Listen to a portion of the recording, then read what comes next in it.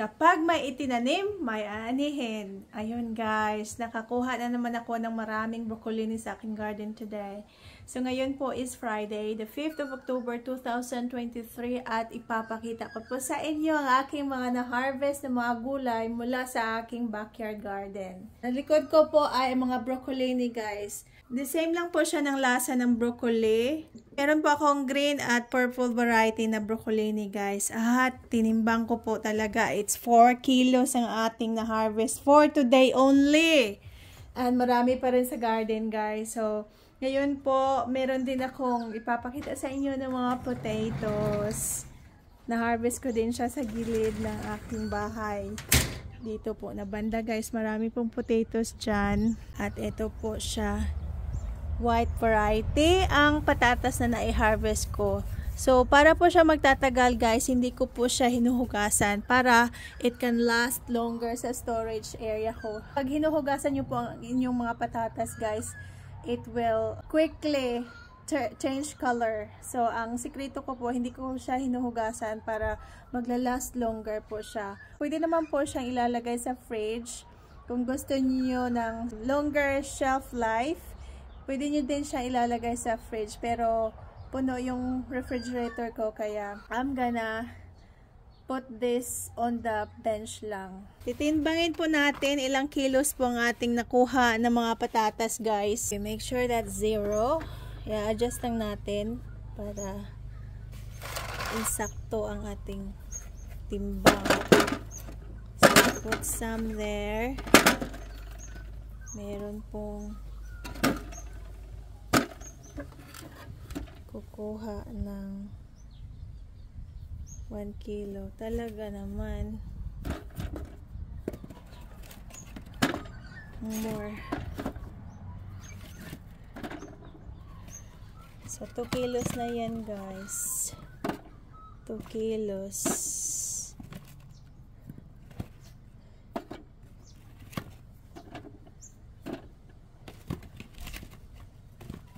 So, 3 I think mga 3 kilos yata ang ating na-harvest. Ayan. More than 3 kilos.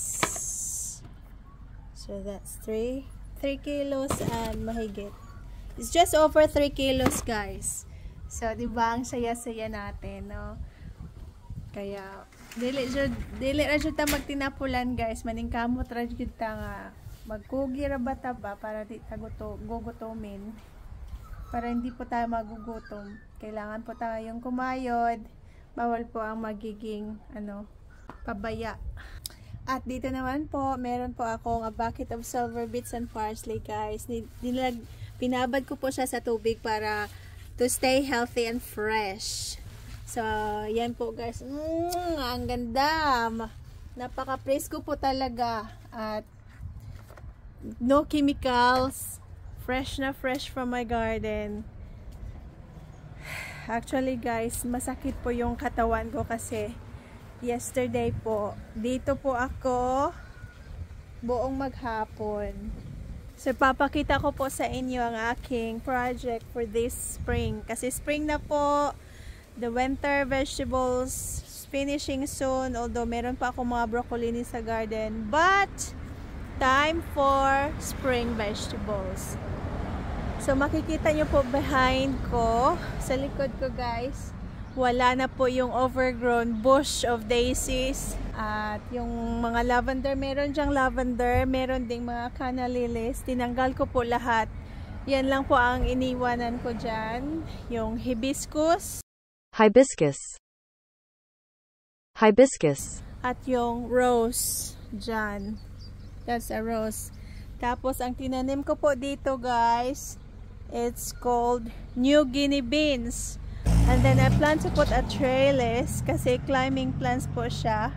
So, hopefully, by next month, I can gather some materials para meron po siyang climbing frame. So, yan po, guys, ang ating nagawa kahapon, buong maghapon. Kahit umuulan, dito po ako nagbabad. Dito po ako nagtatrabaho guys. So meron din akong mga sweet potatoes na nakasurvive sa winter. Kasi yung winter namin dito, nagpa-frost kami, pero wala kaming snow. Kaya ayun ang resulta. The leaves are turning brown. May mga pigmentation ng ating mga leaves dyan, ng mga dahon ng mga sweet potatoes. At meron din po akong ibang klase na sweet potato dito, guys. This one is the yellow variety. This one is the purple variety. And also, nagbabaka sakali lang po ako na mabuhay yung aking pumpkin dyan kasi I'm running out of space. So, yan po ang itsura. Kahapon po, nilagyan ko po siya ng compost dito. So, ang sekreto po ng magandang harvest, ang sekreto po talaga ay yung soil. Ang state ng soil nyo, guys. So, kinakailangan nyo pong lagyan ng mga aged manure or compost, whatever compost you have. Yung mga kitchen scraps nyo po, pwede yan ilalagay sa garden. Yung sa akin naman dito na ilagay, guys, ay bought a chicken manure for $6 a bag. Papakita ko po sa inyo mamaya kung gaano kalaki ang bag na $6. I dug up some sweet potatoes kahapon, but I think I'm too late, and I reckon this is not good for eating kasi matigas na po siya. It's like it turns into woody or stringy kind of sweet potato, so hindi na yan pwede kainin, guys. Ayun, oh, it's got splits. Pwede yan pangtanim na lang. Ayan, guys, wala na yung mga lavender bush ko dito. Wala na din yung daisies. Tinanggal ko na yung mga roses dyan. And in this part po, the same, tinamnan ko po siya ng opo, guys. Papakita ko po sa inyo ang aking aloe vera dito. At yung aking pineapple na I grew this one 3 years ago pero wala pang bunga. So, nilagyan ko din yan ng chicken manure kahapon. At ito po yung plum cherries. No, it's like ornamental cherry, guys. Pero may bunga siya. Ganyan ang bunga. Hindi pa siya hinog. And this one, guys, ang aking potatoes na hindi na pwede kainin kasi either cracked or green. So, poisonous na yan. Dapat na yan itatanim. So, I planted mga pumpkin dyan. As you can see, mayroong pumpkin seedlings. Pumpkin seedlings dito. Ayan, pumpkin seedlings.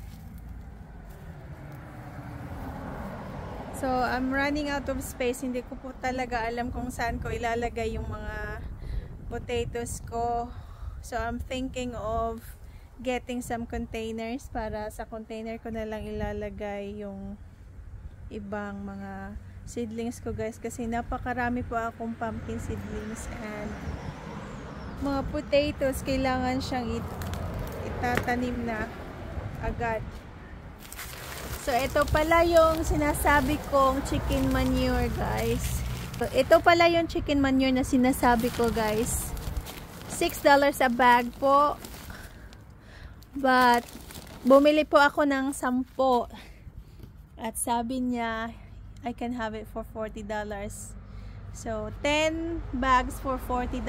Or, if you wanna buy 1 bag, ganyan siya kalaki, you have to pay $6. So, meron din akong dito, money tree na walang pera. It's called money tree. Also, guys, meron din ako ipapakita sa inyo kasi binubunot ko po yung mga aloe veras na nakatanim doon sa may pader. Ito po yung mga aloe vera. So, sayang naman at kung itatapon ko lang. So, ay gumawa po ako ng aloe vera tea dito po sa isang bucket na ito. Ano na to, pwede na tong fertilizer, guys. So, I chop the aloe vera leaves into chunks. Then, nilagyan ko ng tubig. Pwede na yan pang pang fertilizer sa mga tanim nyo po guys. Kasi aloe vera is rich in nutrients. Yung iba nga, iniinom yung aloe vera juice. I tried it before. I also tried putting aloe vera, yung white stuff sa aloe vera, nilagay ko sa buhok ko dati guys. Pero this time I couldn't be bothered. Kasi marami na po akong aloe vera and okay naman yung state ng buhok ko guys. So, sa ano na lang, sa garden ko na lang ito ilalagay.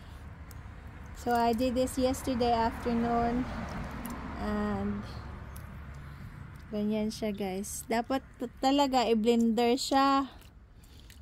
Dapat talaga bini-blender ito para lalabas yung ganyan, diba? Yung white stuff inside.